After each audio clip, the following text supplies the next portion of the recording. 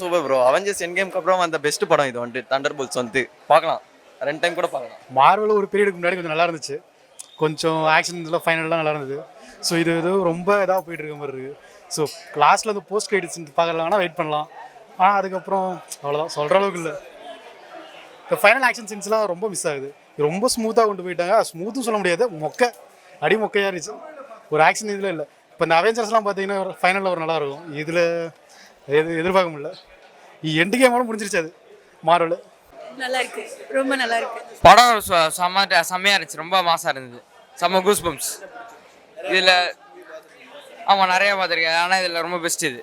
ஆனால் என்ன நான் ஸ்பாயில் பண்ணக்கூடாது, பட் சூப்பராக இருக்குது. ஆமாம் போஸ்ட் கிரெடிட்டில் ஒரு செம்ம சர்ப்ரைஸ் இருக்குது. நல்லா பண்ணியிருந்தாங்க ப்ரோ. அந்த படம் இந்த செம்மையாக இருந்துச்சு. அந்த பார்ட் 2க்காக நான் வெயிட் பண்ணுறேன். எல்லாமே பக்கா. ஒரு மார்வல் ஃபேனாக கண்டிப்பாக வந்து ரொம்பவே என்டர்டெய்னிங்காக தான் இருக்கும். காமெடியும் இருக்கும், ஃபேமிலியாகவும் வந்து பார்க்கலாம். கடைசியாக டூம்ஸ்டேவோட இன்ட்ரோ காமிச்சிருப்பாங்க, கண்டிப்பாக பாருங்கள். கண்டிப்பாக முடியாது, பட் ஓகே. அடுத்தடுத்தது பார்க்கும் போது அக்செப்ட் பண்ணிக்கலாம் இவங்க தான் அப்படின்ற மாதிரி. பட் நல்லா இருந்தது.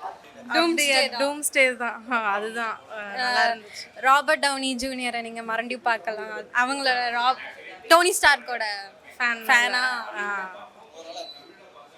4.5 ரேட்டிங்ஸ் கொடுக்கலாம். நல்லா இருந்துச்சு. ஃபைட் சீக்வன்ஸ் எல்லாருமே சூப்பராக இருந்துச்சு. நல்லா இருக்கு. பழசும் நான் எங்களுக்கு ரொம்ப பிடிக்கும். இது அதை விட நல்லா தான் இருக்கு, எங்களுக்கு பிடிச்சிருக்கு.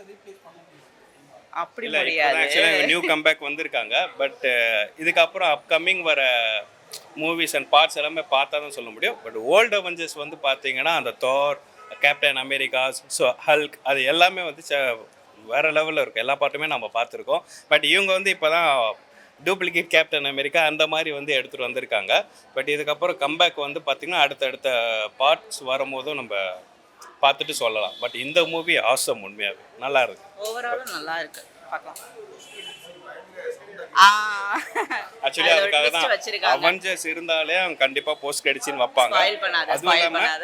அதுவும் இல்லாமல் இது நியூ அவெஞ்சர்ஸ்ன்றதுனால கண்டிப்பாக போஸ்ட் கிரெடிட் சீன் இருக்கும். அதனால இருந்து வெயிட் பண்ணி பார்த்துட்டு தான் வந்திருக்கோம்.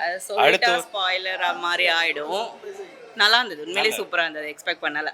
பட் இன்னொரு பார்ட் வருது. பட் அவங்க வரது வந்து பார்த்தீங்கன்னா இன்னும் நல்லா இருக்கும்.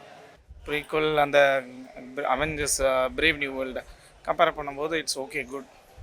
ரொம்ப மோசமாக இல்லை, பட் அந்த சாகா தனி. இந்த நியூ கேரக்டர்ஸ் எல்லாமே மேபி நம்ம அவெஞ்சர்ஸ் டூம்ஸ்டேலையோ அடுத்ததில் பார்த்தா தெரியும்.